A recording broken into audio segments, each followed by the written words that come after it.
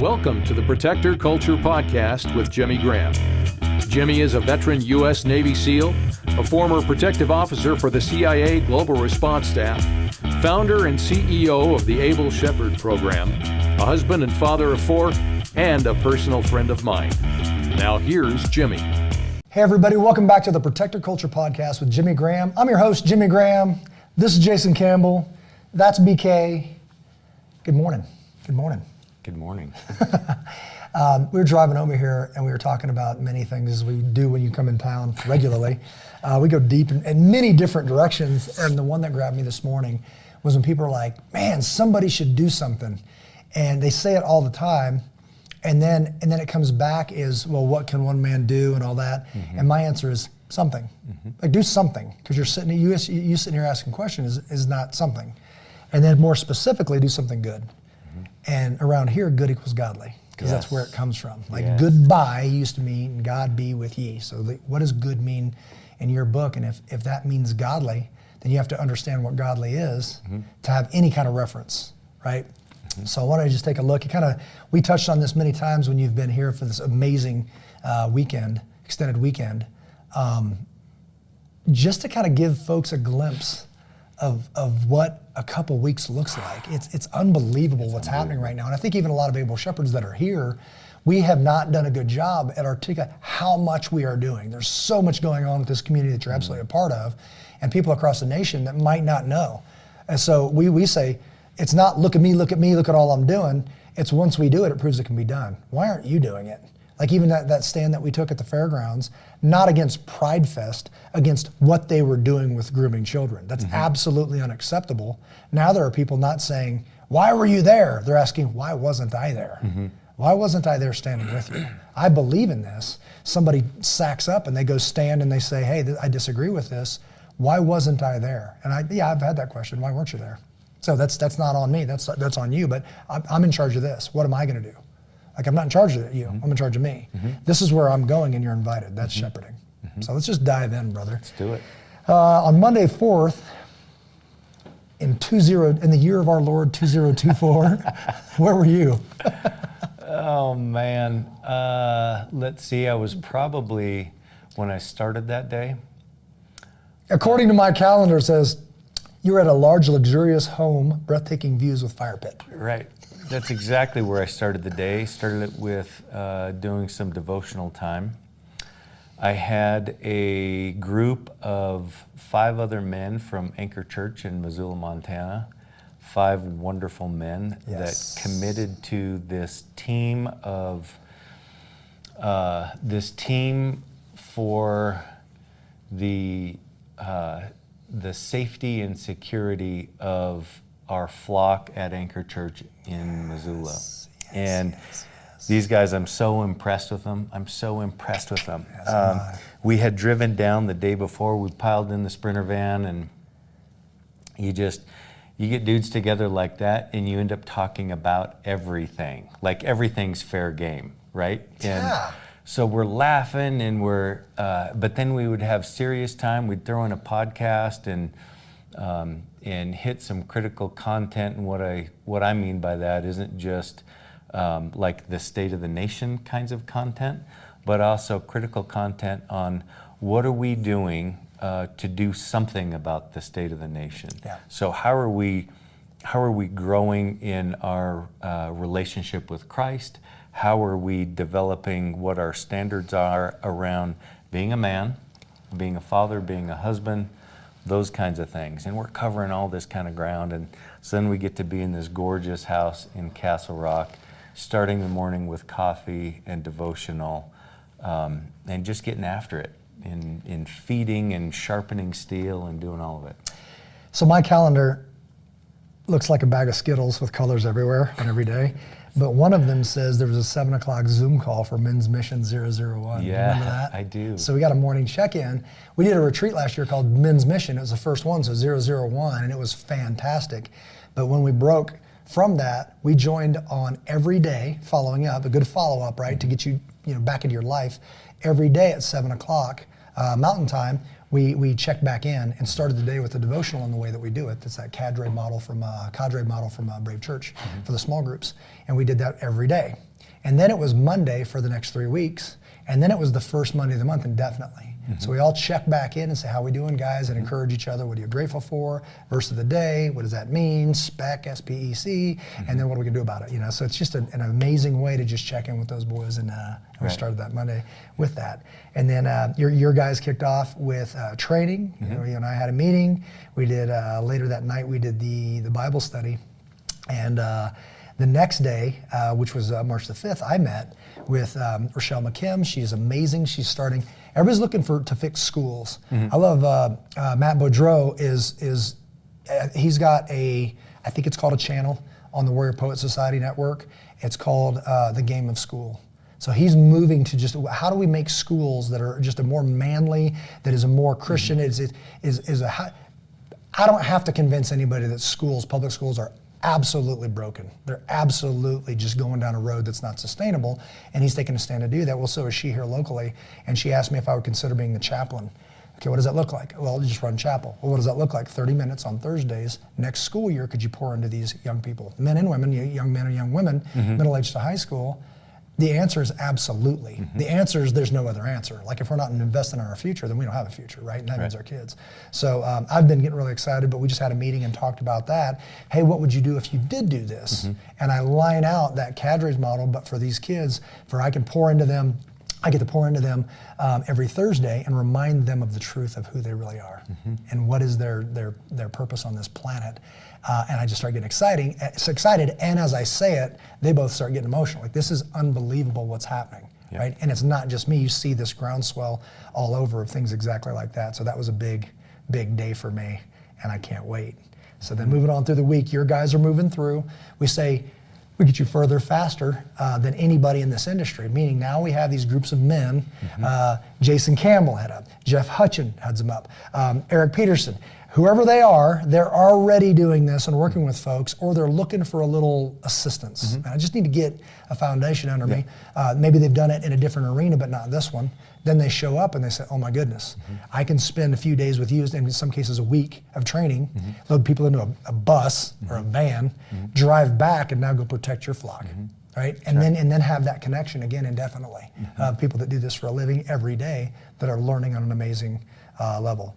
So checked in with my man Paul, and then I spoke at Belco Credit Union. And it's cool when we've got people, I'll say secular because it's not you're going there preaching, which I am, I'm just not using Bible verses. I just get to be Jimmy Graham in a leadership, public speaking capacity and team building. Easy, but there must be a foundation. So I'll talk about that. That was amazing, being able to speak into folks like that. And then we met at your Airbnb and went over the Facing Evil. We did. Presentation. We did. What is that? I will say this, and we had really long days down here. Yes. And which is, it's long and it's tiring in the best of ways. Meaning our days start with these early devotional times, and like even backing up to Monday, where we're doing the Monday night study together, and we're marching through the week like that. And so by the time we get to Wednesday, we kind of had that routine rolling where you're just in it all day. Yeah. And to cap that one off of, so these guys on Wednesday and we had the 4-day, right? So Thursday's test day. Yeah. And they had pretty good benchmarks on where their capability was on entries as well as live fire range stuff. And we were able to dial that in pretty good. And so we get into Wednesday evening, and I can't remember what the context was, but I'm like, man, let's give context to these guys. So we're pouring into them on these specific capabilities. Yeah. We're going to go back home to Missoula.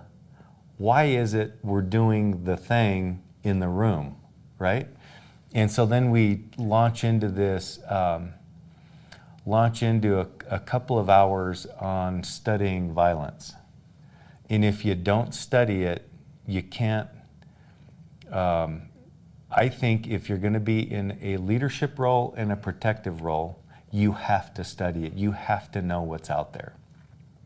Because for healthy healthy middle-class citizens in the United States of America, by and large, were incredibly insulated from violence. Yeah. And so that's something that we have to consciously make the decision to study it so that we know the kind of evil that we're facing. Yeah. And brother, it is absolutely evil. Absolutely. And so, so we went through a bunch of content. Hard content. Oh man. Like if you can't watch a massacre where people are dying, you shouldn't be a protector. Because you have no idea what you're signing up for. No idea. Well, that's right. And I would even say this, and I'm thinking about like, in our context, children's ministry leaders need to understand that. Right. We had a guy almost leave the room, remember up in Montana when I first busted that out? Yeah. He almost had to leave the room, and I'm like, but you're security. Right. If you got security by your name as a solution, you must watch this. You have to and watch you might, but if you can't, if you're like, this is too much for me, okay, we're gonna find another job for you, but it is not a solution towards a security measure. Right. Yeah. Yep, absolutely agree.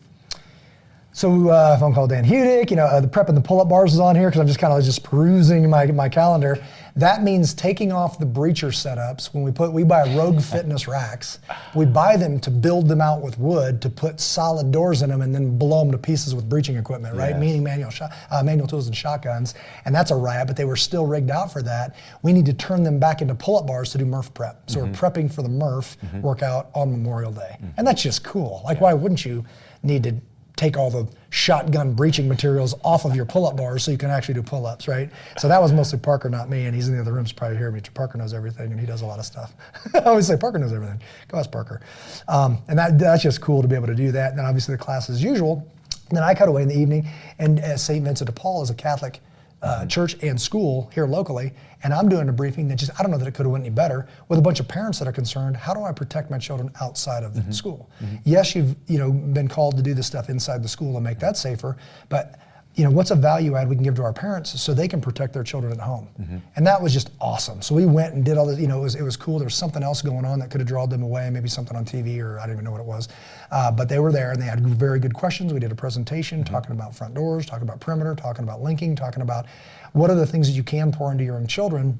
They need to know when they're this tall. If they're 3 foot tall, they need to be trained on staying together, being quiet. They need to be trained on if the house catches on fire. What if somebody stranger knocks at the door?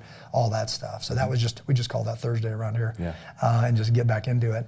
You guys, Friday, so Thursday was test day, right? Go ahead. Yep, absolutely. Thursday was test day, and we had 5 guys testing.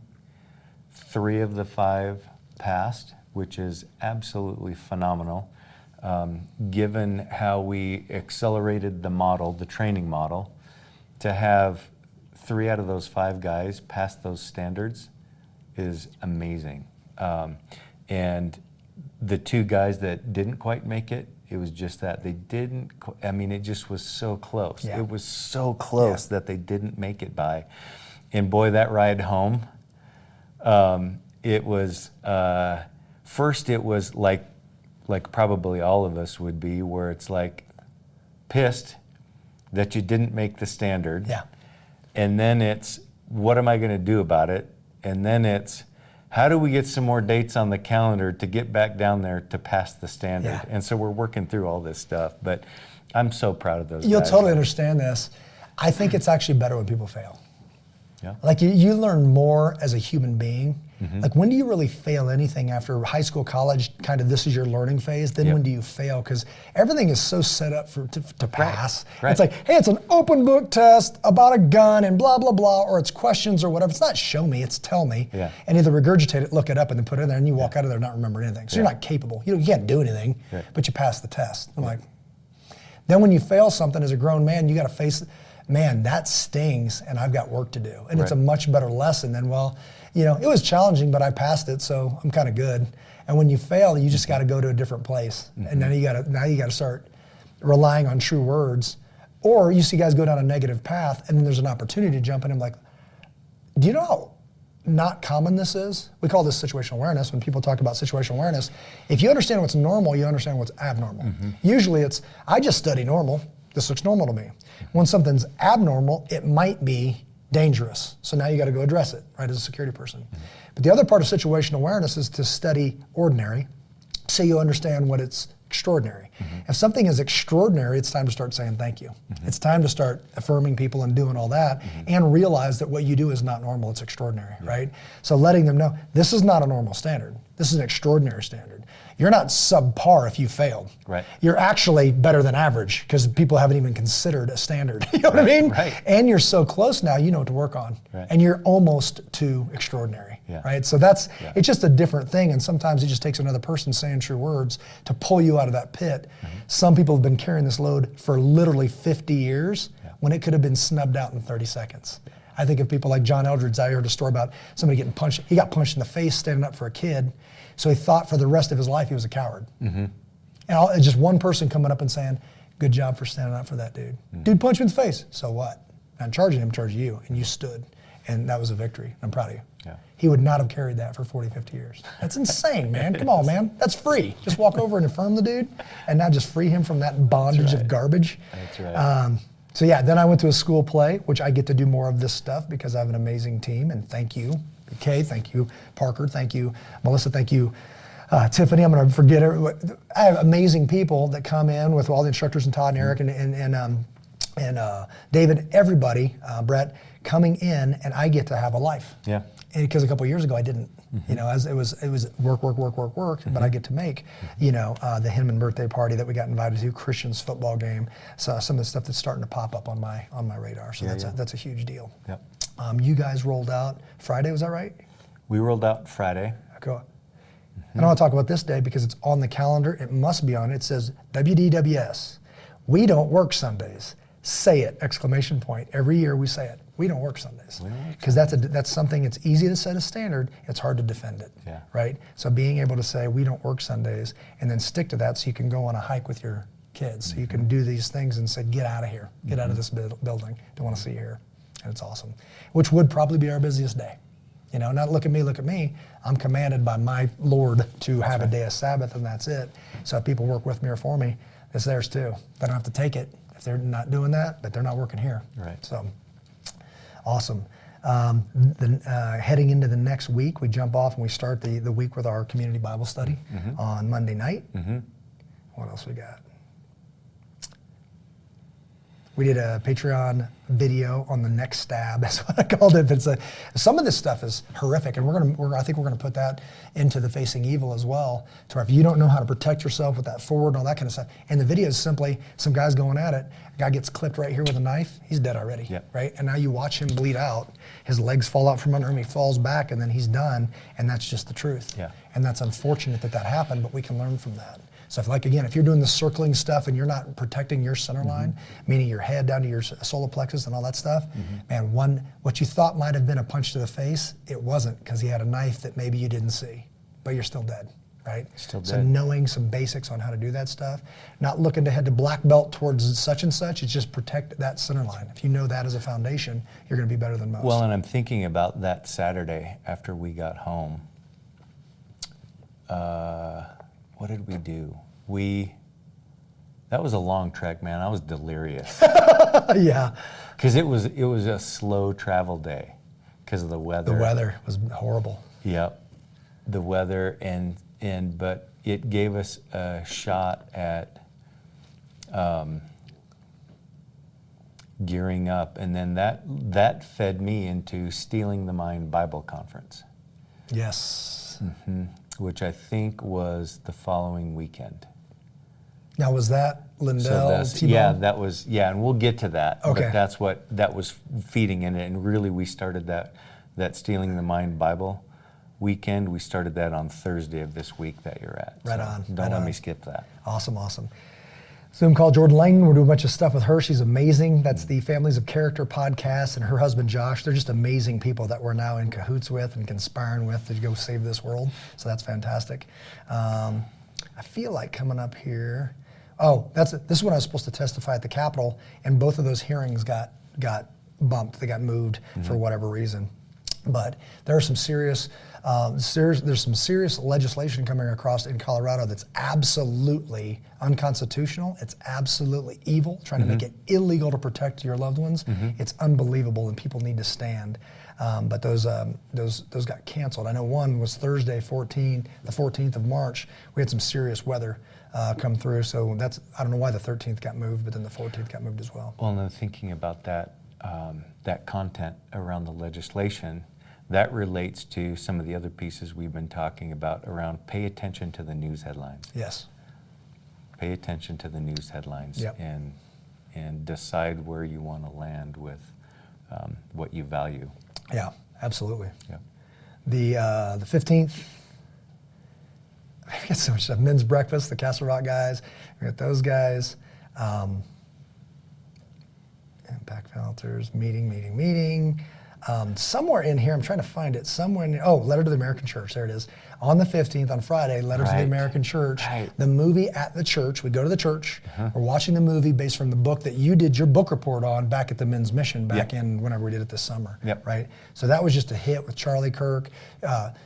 It's Eric Metaxas obviously wrote the book, but he's tying this, and this is all feeding into what happened the next week. So we're going into this whole deal talking about the Holocaust, talking about people not standing, talking about all the things that are very similar, controlling the guns, controlling what you can say, what you can do, what you can use to defend your families, first guns, then knives, then this and that, and it's heading down a very similar road, and we needed to hear that. We needed to hear that with our church at Packed House. We're watching this thing, and it's really good information. And I've got my teenage daughters with me. Yeah. We're sitting there watching this thing. Went out to dinner with some friends that drove straight over to the church house to watch that. Then it's straight into first aid CPR stuff going on here. There's a pop class here. Then there was the Let's Just Shoot. Let me talk about that for a second. Let's Just Shoot is a basic class for people that can come to, this is a gun, which implies it's a very easy class. Then Let's Just Shoot. Let's just go in there, take a look at you, make sure you're safe, do some drills, then walk in and start shooting. And I told my 15-year-old daughter, she's like, hey, I want to shoot more. I'm like, well, get your stuff. You're coming to Let's Just Shoot. So she comes in and she just listens. She's polite. She's an athlete. You tell her what to do and she does it exactly. And she's sitting here just hanging with phase 2 folks. And it's fantastic. We start her off with a 22. It's a little Glock 44, basically a Glock 19 chambered in 22. She's getting after it, but then somewhere midway, she's like, oh, can I shoot your gun? So I pull out my 9mm, put it out there, and here she is just hanging. I put a little video together, and that is going to continue. Just little snippets of let's get in and train. Let's get in and train. And every time she comes in, it's a little better, a little better, a little bit. And now she knows how to handle that firearm. Right? If I needed her to pick up a firearm and make it work, she could, without question. Like, here we go. Tell those rounds where to go, and safely they're going to go there. So that's huge. Again, 17th. We don't work Sunday. I'm sorry, what were you going to say? Saturday is, well, it started Friday evening with kind of a private reception with all of the speakers from the Stealing of the Mind Bible Conference. That's put on by Compass out of Coeur d'Alene, Idaho. And so we had that, I had some private time with Mike Lindell. He ended up being the keynote speaker. But there's a bunch of other speakers there, and this relates to the facing evil thing, where it's all day Saturday, we're sharpening our steel on understanding what the Bible tells us about the period of time that we're living in. And so I would, you know how we talk about starting with character, and then building into whoever that individual is, an understanding of the necessity of the relationship with Jesus Christ, and understanding that's a continuous thing. You know, we sharpen that steel every day with our devotionals and bouncing stuff off each other, but then getting into more specific study on prophecy and eschatology and all of the things that the Bible tells us we're going to face in these days of this age that we're living in, this church age that we're living in. And so we had all these speakers talking about where we're at in relation to kind of how we wrap up this age and the amount of evil in this age. And that evil we're seeing in legislative format, and we can talk about that legislative format, whether it's specific states with their laws around murdering babies. We can talk about that at the other end of this, which is taking away Second Amendment rights to be able to defend the things that we value, and understanding that this nation is a God-ordained nation that highly references Scripture for its policy.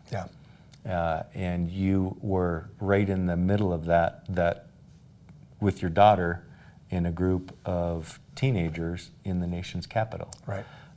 And so this tie on Saturday, then the Stealing the Mind conference, and having Mike Lindell talk about kind of his latest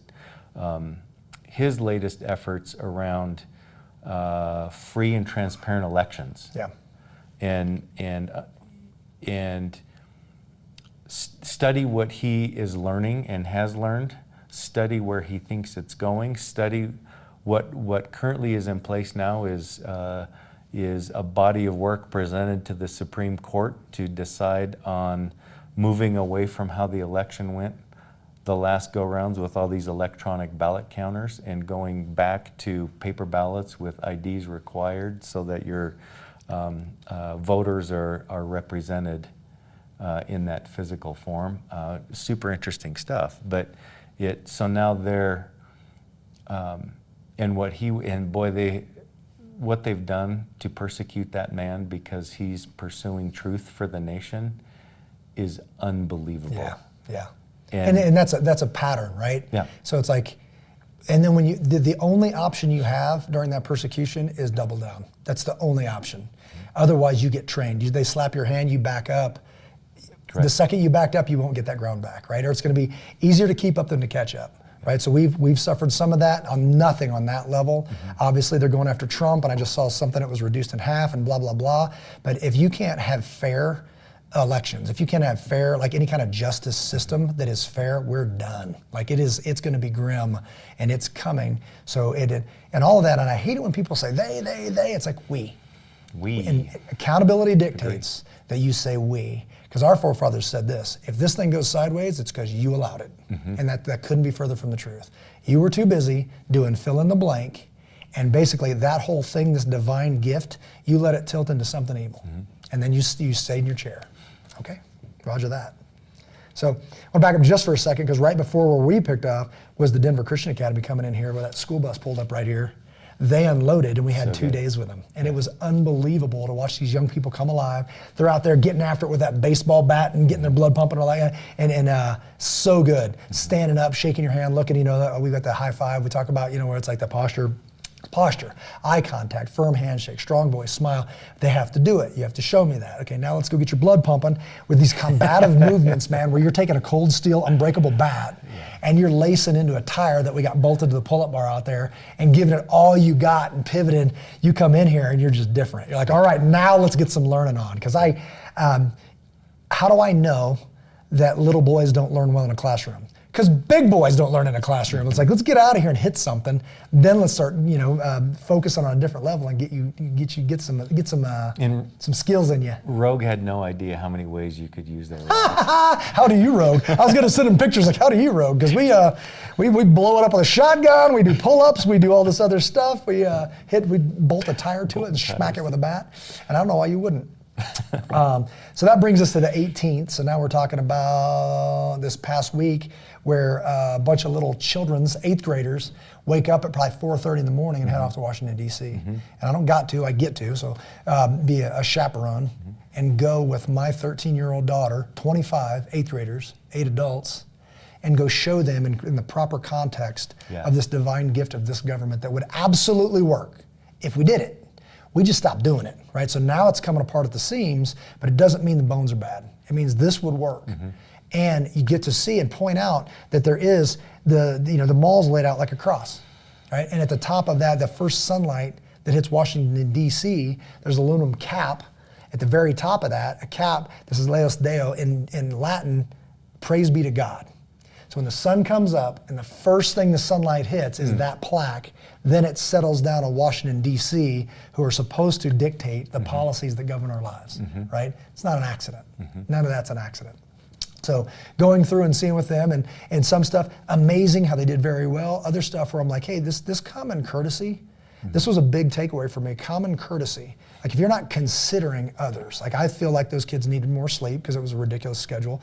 And yes, they should need to get after it because we're there in DC, but you're burning them up and they're not even learning anything. So I think that we just need some adjustments on that. But then also, when you're walking down the sidewalk, I just assumed, because I'm raising a family, that everybody knows that approximately half of that sidewalk is for you.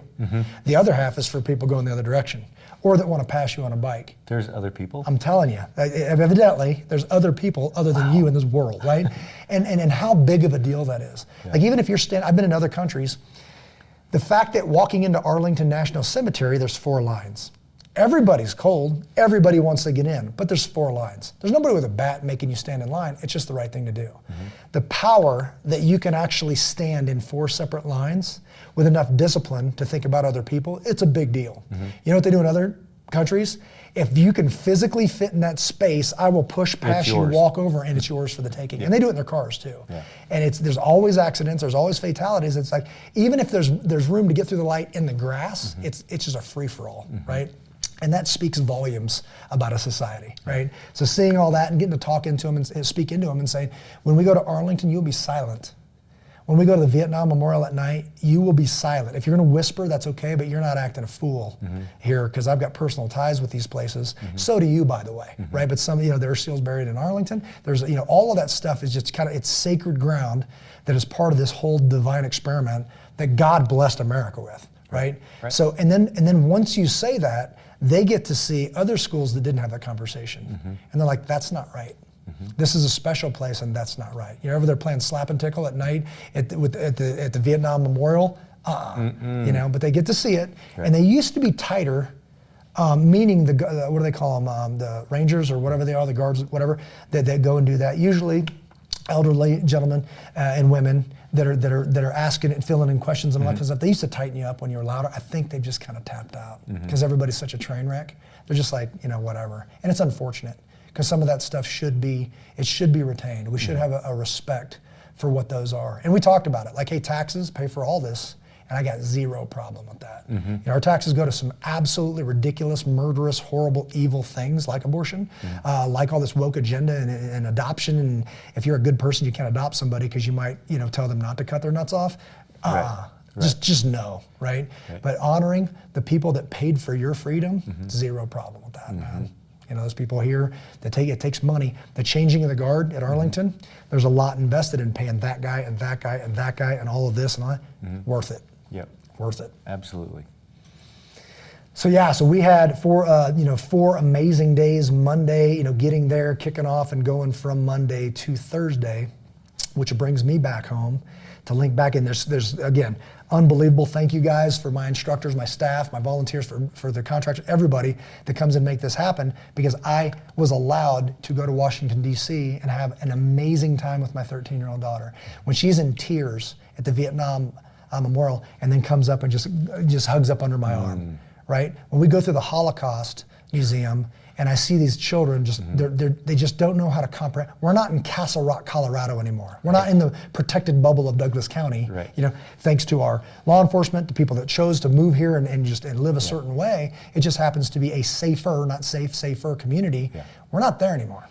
And now you're looking at this, like when you first time, I don't even know what's going through their mind when they're trying to process. There's so many people, dead Jews, let's say, to pick up and move. There's way too many, so let's bring in the heavy equipment. Let's use a bulldozer to put naked adult human beings in a hole, right? That's the truth, that really happened. And now they're processing this, and they need a safe place, and then she snuggles up to dad. It's a big, big deal, and they must see it. At 13, they must see that. They must know that that's the truth, that is evil, and if you can face it, if you can't look at it, you can't face it. But now they've seen it, and now they understand, because we tell them, hey, this whole thing is very fragile.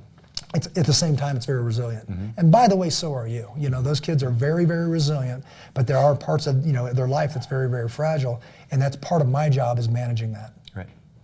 And that, thinking about the timing of that, so you're at the Holocaust Museum in Washington, D.C., on the heels of Eric Metaxas presenting Letter to the American Believe Church. in accidents, brother. And how does that museum tie with what Eric Metaxas communicates around what was going on in Germany and the church standing up or not standing up? I mean, there was a bunch of that going on. Yeah, it's exactly, like I don't believe in accidents. You know, God placed me in my church, in Brave Church, in Inglewood, Colorado, to see this. You know, Eric Metaxas is sitting right there with my pastor. Well, what do they bring up? They're talking about standing and risking and getting flack. What does my pastor bring up?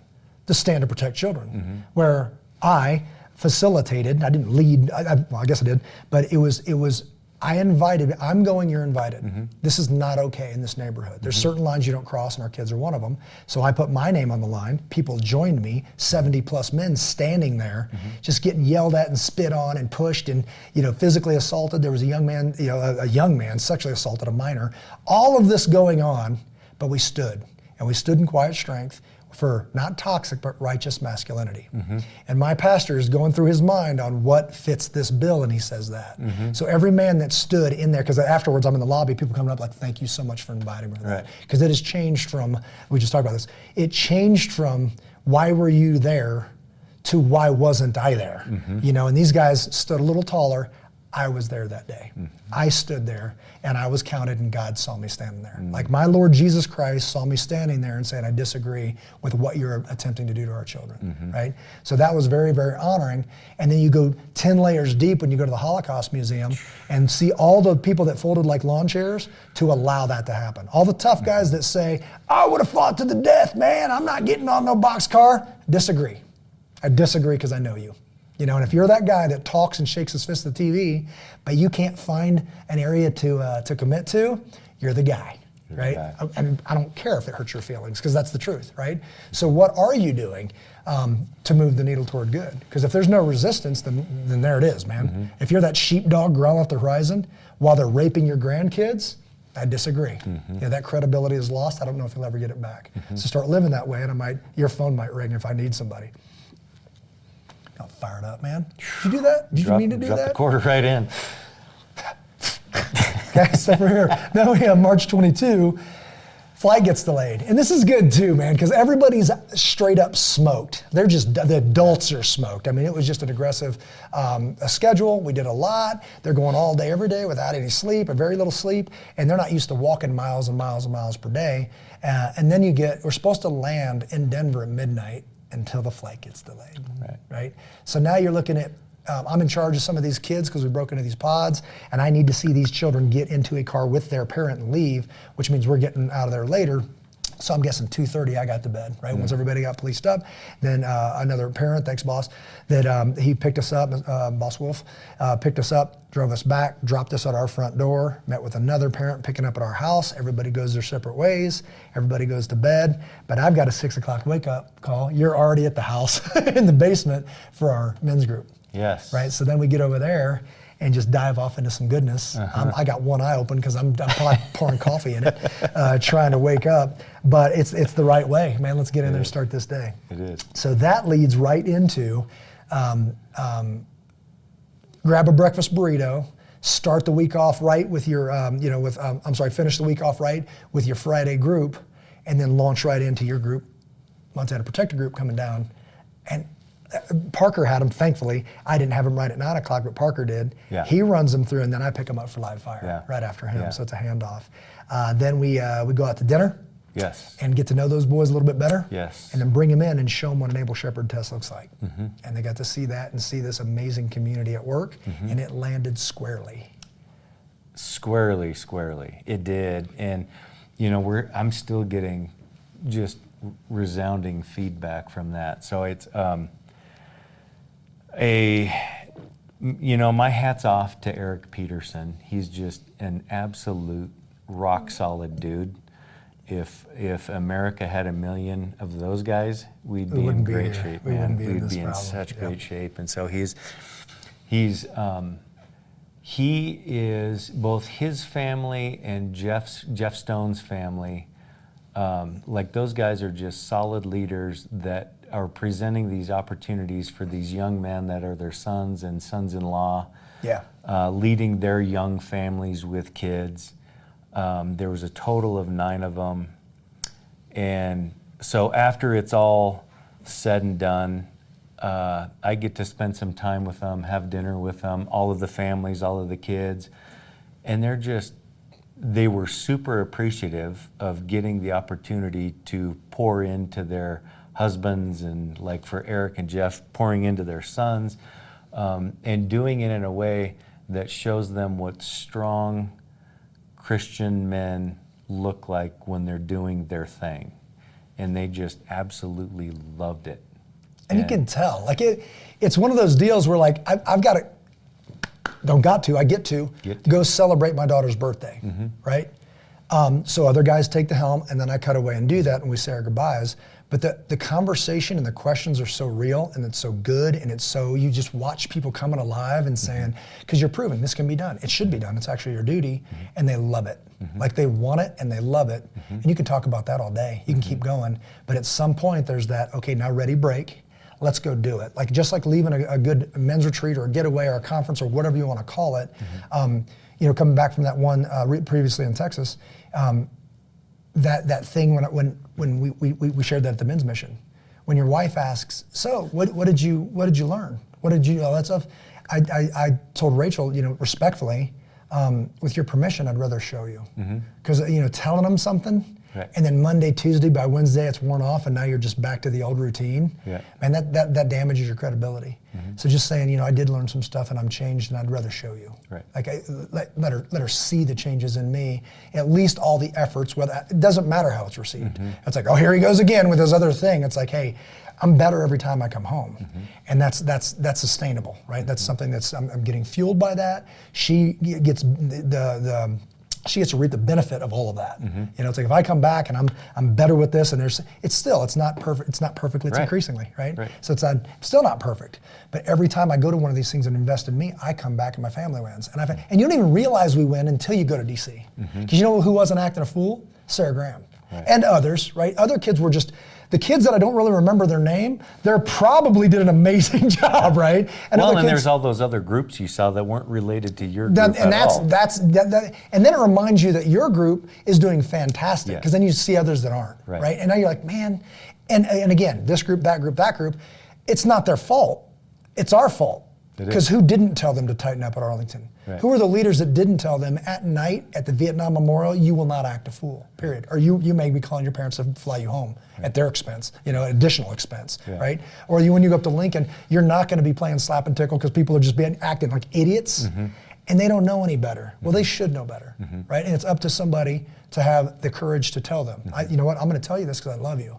I care about you, so I'm going to ask you, don't be embarrassed by that dude yanking you out of Arlington, or me yanking you out of Arlington, right? Because that's not going to fly. No. This is what's expected of you, and that's the thing is we haven't demanded excellence from our young people, right? And if you demand it, they'll show up. Absolutely, they'll do it. They will. It's not their fault, and I tell even the leaders, it's not your fault necessarily you don't know. It's your fault you don't want to know. Because then once you tell them and they don't change, you're like, oh, you're choosing this. You're choosing unsustainable. You're choosing it's all about me. You're choosing cut in line. You're choosing to make women walk in the grass because you own the entire sidewalk. Negative. That didn't work. That's right. Montana Protector, so they stay in and they do entries. They have an amazing time. Man. I started with them. I cut away to go be at Sarah's birthday. She, poor thing, she's sick, not having any sleep, flu season, all this other stuff, and she's just wrecked, but I get to go home and be with her. So we get to chill out, do that, kind of wrap that up. The demo team comes in. We've got amazing people that come in and do demos to show, hey, this is where we're headed, kind of thing with this unbelievable community. And that brings us to the 24th. Say it with me. We don't work Sundays. We don't work Sundays. We don't work Sundays. So, and that's another family time where we get to chill, hang out, wrap up spring break. That brings us to this morning where I'm trying to pry Christian Graham out of bed and then get to take them to school. Yes. So that's awesome stuff. Yes. So now, today will be more logistics in the coaching thing that I'm in, strategic coach called a buffer day. I'm putting all this stuff together. This is kind of focused stuff because we have done a lot of recording and doing all this stuff today. And then I will get you to the airport safely to send you back to Miss Leslie. What's up, Les? Love her so much. Wait. and get you home Yeah. until we reset and get another Yes. one on the books. Yes. So I think the big takeaway for me is, not the big takeaway, there's so much going on here. One of the big ones is that if you've got, a Jeff Hutchin group, if you've got an Anchor Church group, if you got an Eric Peterson group, fill in the blank. If you got a Nick Higgins group, Yeah. these groups are coming from all over the country, spending several days with us, going back not only as better tactically, but better men. I mean, to a man, everybody agrees. A better man is coming home. We're now going to protect our community better. Then, and now you have a resource that is able shepherd, whether it's a conversation, whether it's gear, whether it's the logistics of how do you do all this stuff, whether it's that phase schedule on the other wall. If you follow that schedule, that is a roadmap. If you take corners, it's actually dangerous and counterproductive. Why? Because it's efficient. And then one of the biggest things is reminding a man this is your duty. This is not correct. just your job, it's your duty. Like Right. you must protect your family. Right. Because when you call the police and they don't come, 2020, it reminds you that it was always your job. Always. And you don't know what you're doing. And you don't have, we just did the video on another video, there's gear everywhere. I just look on this floor, there's gear and guns everywhere. So if you don't have the tools to be successful, you will not be successful. Part of that is material tools to be successful. The other part is this a hobby or is it a capability? Here's the answer, show me. Here's the answer, yeah. Show me. Yep. And if you can't show me it was a hobby and you're not very good at it, and that showed up on test day, Uvalde, that showed up on test day, Coward of Broward, that showed up on test day, Joel Osteen's church, you got badges on and you're hiding, Right. and there's gunshots going Right. off. It's not okay. It's not okay. It's not okay. And the connection point is that I'm not current law enforcement. Jason Campbell is not retired law enforcement. Jason Campbell is not retired Navy SEAL. Jason Campbell is a guy that wakes up every day trying to answer the question, how am I part of the solution or am I part of the problem? And that we had a magnificent couple of weeks of waking up trying to be part of the solution for our local community, Yeah. but trying to be part of the solution for our nation. Yeah. And if I can do that, waking up doing that, if I can do that, anybody can be out there. And I can't express this enough is how easy it is. How easy it is once you make the conscious decision that I'm going to do what's right equals righteous, I'm going to do what's good equals godly, all of a sudden, all the fog starts lifting. Right. And the part about if you send us character, this part is so easy, right? It's just flowing out of me because it's my unique ability, right? Again, strategic coach, is it an incompetent task? Is it a competent task? Is it an excellent task? Or is it your unique ability? I'm working in my unique ability, I believe you are too, to where every time I do it, it gets better. It doesn't have to be about guns, it's about anything. Right. Pouring into people and investing into people and reminding men, and women you're always invited, but I've been called to pursue the hearts of men. We say there's a huge problem with our youth coming up. It's easier to build strong children than to repair broken men. So that's Frederick Douglass. And what I've seen by the grace of God is how do you repair broken men? By building strong children. You put that together and there's this, all of a sudden there's this circle that is just bearing fruit every time we do it. Every single time we do it. Maybe it's one man at a time, maybe it's 9 dudes at a time, maybe we put out a podcast and it's 1 million people at a time. Right. But once you do it, it proves it can be done, right? And something inside your DNA, so we say when we introduce you to your DNA, you're gonna like that guy. You just forgot. Or you never knew, or you were distracted. We say, are you a protector? Are you a predator? Or are you a pretender? Man, you can pretend to be one of those two. That's right. But I got it. Like, hey, tough guy that's pretending to be dangerous. I don't know. Is that even worse than being a predator? Is pretending to be a predator? Like, what's happening right now? Or are you a protector? Are you a teacher and a leader and a protector? Able means capable. Shepherd means teacher and leader and protector. So are you all of those things? And if you're not, potentially you might be part of the problem. And that's not okay. Are you asleep? Are you asleep? Back to the devotional. Are you asleep in a world, this thing that you say that you support on Veterans Day, on 4th of July, on Memorial Day, all that, you say you support it and you're actually part of the thing that's deteriorating it, right? Building as fast as you can while simultaneously chipping away at the foundation. That only ends one way. So I say get back to repairing that foundation in me, because that's what I'm in control of, back to repairing that foundation. and then starting to build and never stopping, right? Plussing up, checking that foundation continually. If it needs to be bigger, adding addition to it, but to hold the things that God is building here in this place. Right. And then an amazing phone call with Nick, our brother Nick. What's up, brother? Nick Higgins. He is been in concrete building foundations. That's his deal. He's a professional that does that, owns a company doing that. And I asked him, let's talk about foundations for a minute. Because foundations has just been on my heart. We're talking about this and that and concrete. And what do you call it when this? And how long does it cure before you build? And he said something very profound that I had to let sink in. Well, remember, the foundation needs a foundation. And I'm like, explain that. He goes, well, what are you building on? Like, yeah, concrete's solid. And it is the answer. You're going to build all that so it can hold all this stuff. But what are you building on? Mm-hmm. And what that said to me was that it's not one size fits all. Like, some people are sand. Some people, there's a bit of rock in there. Some people, you got to go dig deeper in certain areas because that guy's wounded deeper, right? Then earn the conversation to plant this foundation, and now we can get to building. But man, you don't even have a foundation yet. Don't try to build anything. You shouldn't, if you're not healthy, you shouldn't be counseling people, right? And this has hit a couple times in my life recently. People are, their therapy is helping other people. We are actually leading people down the wrong road. And I've told people it's a hard conversation. You shouldn't be counseling anybody. You're not healthy, right? You're lashing out.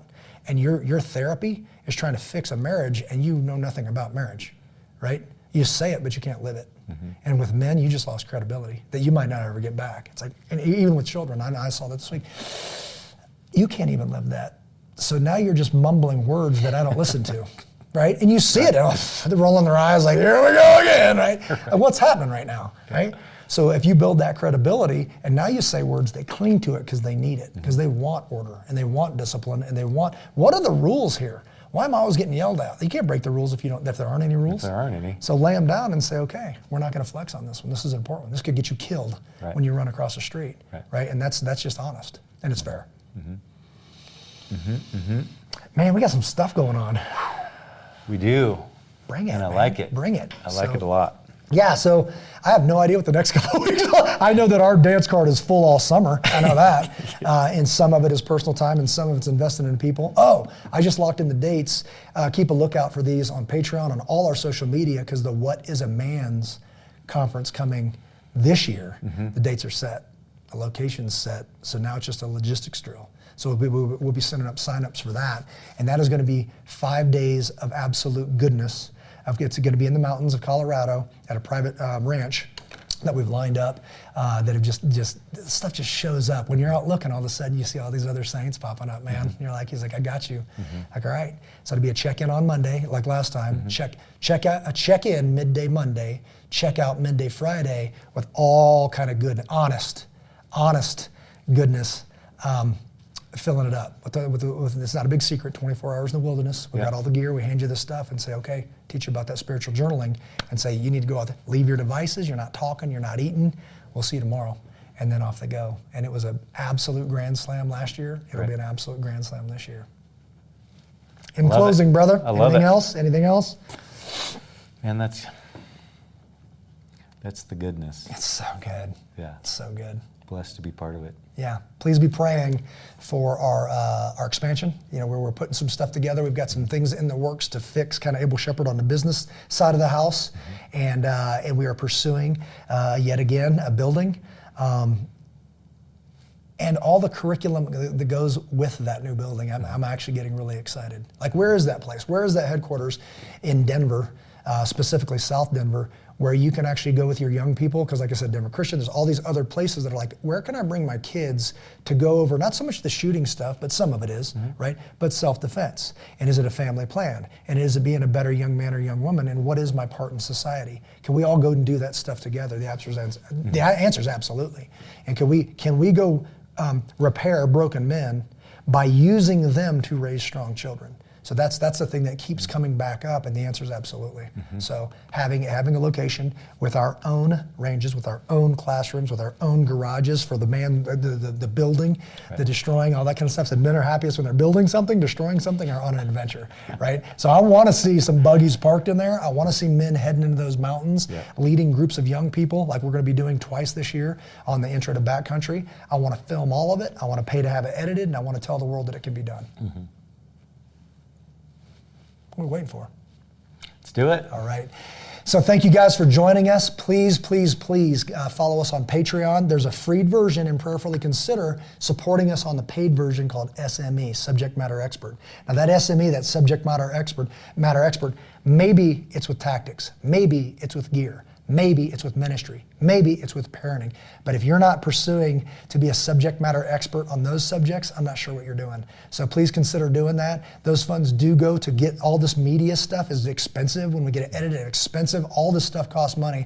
And we believe that we're doing something that's moving the needle. Prayerfully consider going to that next level of that media and support all that new media coming out. We truly do feel that we are called to do our own show. That's going to be coming up on an online platform that we're working on right now. Obviously Patreon, obviously Facebook. The other stuff gets more controlled, censored, canceled, whatever you want to call it. So Patreon is this first time we've got near real-time communication. We put something out to the groups. The free channel, it goes immediately, and then go a little bit deeper with the SME, the paid $20 subscription that helps support Able Shepherd's media efforts. So don't forget about able-nation.org. We're actually moving the needle with churches and schools and all that kind of stuff. But you'll learn all that stuff by going to Able Shepherd. So ableshepherd.com is kind of the hub for all of it. And man, I can barely keep up with all the stuff we're doing, but it's all good. So until we see you again, God bless each and every one of you. Take care of one another.